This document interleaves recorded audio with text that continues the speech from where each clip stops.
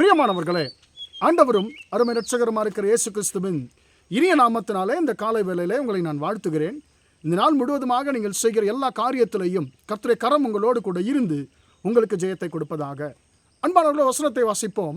யாக்கோபு 5ஆம் அதிகாரம் 16ஆம் வசனம் இப்படியாக சொல்லுகிறது, நீதிமான் செய்யும் ஊக்கமான வேண்டுதல் அதிக பலனுள்ளது என்று சொல்லி நாம் வாசிக்கிறோம்.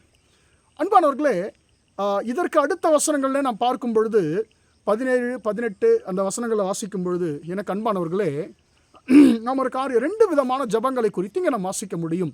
முதலாவதாக விசுவாசம் உள்ள ஜபம், 2ஆவதாக ஊக்கமான ஜபம் என்று சொல்லி 2 ஜபங்களை குறித்து இந்த அதிகாரம் நம்மோடு கூட பேசுகிறது. எனக்கு அன்பானவர்களே, இந்த வசனம் என்ன சொல்லுகிறேன்னு சொன்னால், நாம் கிறிஸ்தவர்கள் என்று சொல்லி சொல்லுகிறோம். நம்முடைய வாழ்க்கையிலே நாம் ஜெபிக்கிறவர்களாக இருக்க வேண்டும் என்று சொல்லி பரிசுத்த வேதாகமம் நமக்கு கற்றுக் கொடுக்கிறது. அன்பானவர்களே, இந்த 16ஆம் வசனத்தில் எப்படியாக சொல்லுகிறது, விசுவாசம் உள்ள ஜபம் என்று சொல்லி விசுவாசம் உள்ள ஜபத்தை குறித்து பரிசுத்த வேதாகம் நம்மோடு கூட பேசுகிறது.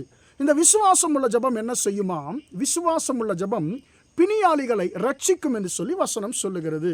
நம்முடைய வாழ்க்கையிலே நாம் ஜெபிக்கிறோம், ஆனால் நாம் விசுவாசம் உள்ளவர்களாக ஜெபிக்கும் பொழுதுதான் அந்த ஜபம் மற்றவர்களை சுகமாக்குகிற ஒரு ஜபமாக இருக்கும் என்று சொல்லி பரிசுத்த வேதம் நமக்கு கற்றுக் கொடுக்கிறது.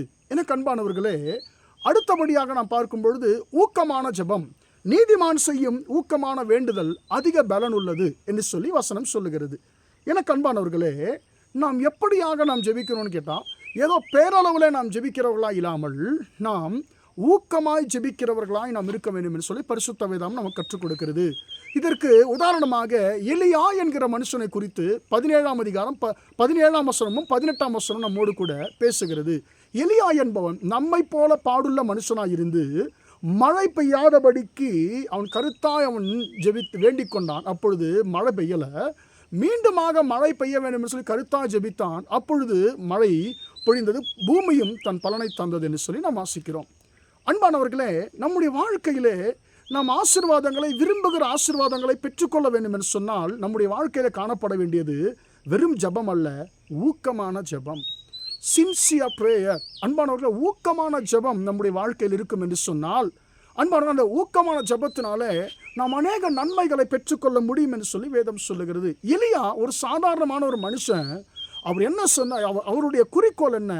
ஆண்டவரே, உம்முடைய நாமத்தை நீ ஜீவனுள்ள தேவன் என்பதை நான் நிரூபிக்க வேண்டும் என்று சொன்னால் எனக்கு ஒரே ஒரு ஆப்ஷன் மட்டும்தான் இருக்கிறது. ஆண்டவரே, இந்த 3 வருஷம் இந்த இஸ்ரவேல் தேசத்தில் மழையும் பனியும் பெய்யக்கூடாது என்று சொல்லி ஊக்கமாய் ஜெபித்தார்.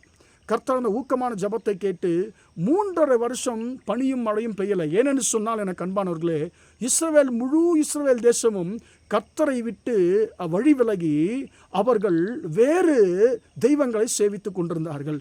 இப்பொழுது கர்த்தர் பக்கமாக அவர்கள் திருப்ப வேண்டும் என்று சொன்னால் இப்படிப்பட்ட கடினமான காரியத்தை அவர் செய்தாக வேண்டும். அவர் ஜெபித்தார். அந்த ஜபத்தின்படியே மழையும் பனியும் பெய்யலை. மீண்டுமாக 3 வருஷம் கழித்து அவர் ஜெபித்தார். ஆண்டவரே, இதற்கு மேலே ஜனங்கள் தாங்க மாட்டாங்க, கர்த்தாவே நீர் மழையை கொடும் என்று சொல்லி ஜெபித்தார். ஊக்கமாய் ஜெபித்தார். மீண்டுமாக மழையை கர்த்தர் கொடுத்தார். பூமியின் பலனை கர்த்தர் கொடுத்தார். எனக்கு அன்பான தேவனுடைய பிள்ளையே, நாமும் இது முதல் நம்முடைய ஜெப வாழ்க்கையில் ஒரு மாற்றத்தை கொண்டு வருவோமாக. நாம் வெறுமனே ஜெபிக்கிறவர்களாய் மட்டுமில்லாமல் அன்பானவர்களே, நாம் ஊக்கமாய் நாம் ஜெபிக்கிறவர்களாக நாம் இருக்க வேண்டும் என்று சொல்லி கர்த்தர் விரும்புகிறார். அந்த ஊக்கமான ஜபத்தினாலே நாம் பலவிதமான நன்மைகளை பெற்றுக்கொள்ள முடியும் என்று சொல்லி வேதம் சொல்லுகிறது. எனவே நாம் ஊக்கமாய் ஜெபிக்கிறவர்களாய் நம்முடைய ஜபத்தை இனி நாம் ஊக்கமாய் ஜெபிக்கிற ஜபமாய் நாம் மாற்றிக்கொள்வோமாக. ஜெபிப்போம். இரக்கமுள்ள தகப்பனே, உம்மை நன்றியோடு துதிக்கிறோம், ஸ்தோத்திரிக்கிறோம். இம்மட்டுமாக இந்த வார்த்தைகளை கேட்ட உம்முடைய பிள்ளைகளை நீர் ஆசீர்வதியும் ஆண்டவரே. அப்பா, நீதிமான் செய்யும் ஊக்கமான வேண்டுதல் அதிக பலனுள்ள வார்த்தையின்படி ஆண்டவரே, தகப்பனே, நாங்கள் ஆண்டவர் ஊக்கமாக ஜெபிக்கும் பொழுது ஆண்டவரே, எங்கள் வாழ்க்கையிலே நாங்கள் நினைக்கிற ஆண்டவர் நன்மைகளை பெற்றுக்கொள்ள முடியும் என்று சொல்லி ஆண்டவரே, அப்பா ஸ்தோத்திரம், பேசினுடைய கிருபைக்கா ஸ்தோத்திரம். இந்த நாள் முழுவதுமாக ஆண்டவரே, எங்கள் சகோதர சகோதரிகள் செய்கிற எல்லா காரியத்திலையும் ஆண்டவரே உம்முடைய கரம் கூட இருந்து ஜெயத்தை கொடுக்கட்டும். ஆண்டவரே, அவர்கள் ஜபம் இது முதல் ஊக்கமான ஜபமாய் மாறட்டும் என்று சொல்லி ஜெபிக்கிறேன். இந்த நாள் முழுவதுமாக எங்கள் சகோதர சகோதரிகள் செய்கிற எல்லா காரியத்திலையும் உம்முடைய கரம் கூட இருந்து அவர்களுக்கு ஜெயத்தை கொடுக்கட்டும் என்று இயேசுவின் நாமத்தில் ஒப்புக்கொண்டு ஜெபிக்கிறேன், ஜீவனுள்ள நல்ல பிதாவே.